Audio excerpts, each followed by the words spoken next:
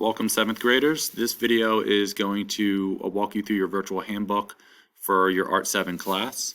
I am going to make this as short as possible so as not to read verbatim and bore everyone, but I do want you to get the information needed to succeed in my class because that's what I want for everyone, is to do well.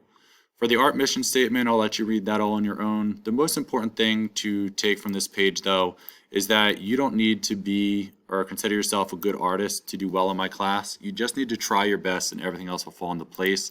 I hope as we continue through this video and as you work through this class, you will find that to be true, because I've tailored this class for your success. You just need to do the work and put the time in to get the grade. All right, so the course description objectives are there for you to read. Again, there is a read-only option if you want to go back and read this. So of course, you can pause the video as we go if you want to read some of this on your own. So for the course timeline, you have a couple units here. You realize they're not numbered because they're ongoing units that we do every day, practicing studio skills, presenting your artwork, analyzing and critiquing artwork, planning your artwork, and exploring different tools. Those go without saying, so I'm not really going to go into those. But what you will be completing during your time here is 3 units. You'll have a 1-point perspective unit, a self-portrait unit, and a digital media unit. And I'm going to actually go to your Schoology page here so you can kind of see what the units will look like. So here you have the 1-point perspective unit. This is a lesson that uses a horizon line and a vanishing point to force all the lines to converge to that vanishing point, which forces everything to get smaller. What that does is it creates a sense of depth in space. So it actually makes it look like you are in the artwork, or you can see this space as if you would from a real life 1-point perspective. The second unit, self-portrait, I know I usually get a lot of eye rolls for this assignment because we've all done a self-portrait every year in elementary school, where you just draw your basic head, neck, and shoulders and draw your features. What's neat about this assignment, though, is you're going to take a photograph of yourself and use a box grid, which is a mathematical grid, to draw over top of your photograph, and then again on a separate piece of paper. And it's a way to transfer your work from one image to another, and you can even change the size. You can do the same grid on a larger sheet of paper to change the scale, but it's a really neat project to do. It allows anybody to transfer the image with near perfect accuracy and proportion. Your final unit, graphic design, this is my favorite unit to teach at Lamberton. This allows you to create all of your artwork graphically using the Autodesk Sketchbook app, which can be found in your student app portal. You will be creating an advertisement, a design where you're selling a consumer product. So something you can buy at a store, whether it's clothing, it's sports equipment, it's food.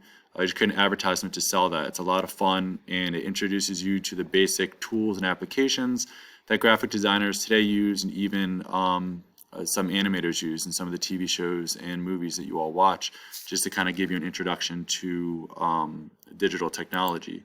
So with that said, I'm going back to your handbook here. So your class procedures, this stuff's pretty basic. Enter class quietly. The first thing you should do every day is complete your entrance ticket, which we'll get into in a minute. The beginning class is when I review the class expectations and procedures. You'll see that in your daily overviews on Schoology.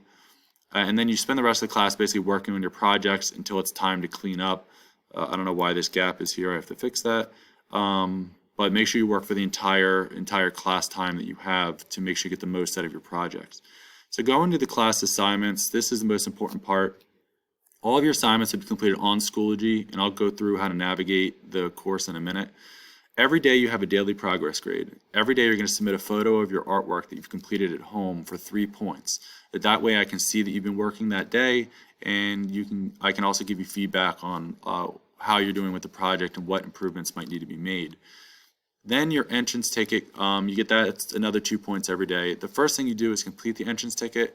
It's basically just 2 questions. The questions are both pulled from the day 1 PowerPoint that you'll have every unit.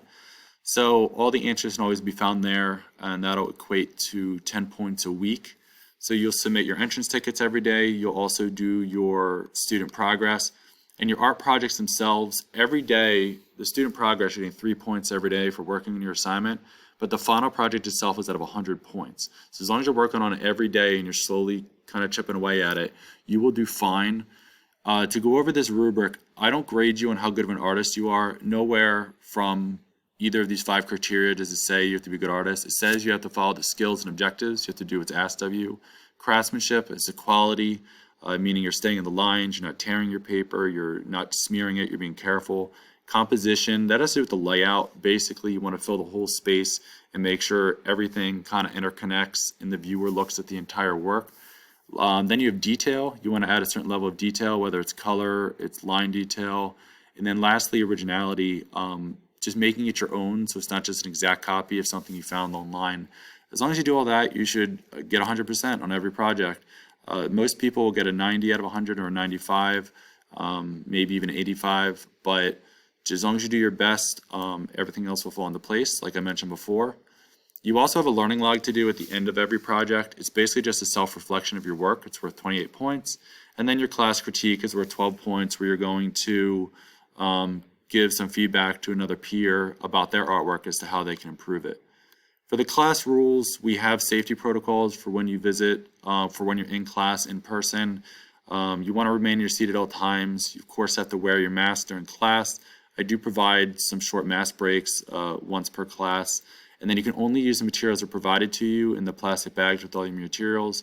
If you do not get those materials, please let me know and I'll get them to you.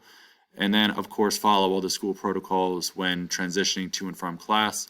We all know about language. Bad language, don't use it. My power just went out in the room. And then what else? Materials, just use all your materials safely. It's basically common sense. And then you have your evaluation. This is the Carlisle grading system. This is not my individual one. This aligns with Carlisle. And then lastly, you have the agreement where you've agreed to follow the class rules and procedures. The last thing I want to delve into real quick is how to navigate the course. Next week, when you do your first unit, you'll click on the actual unit.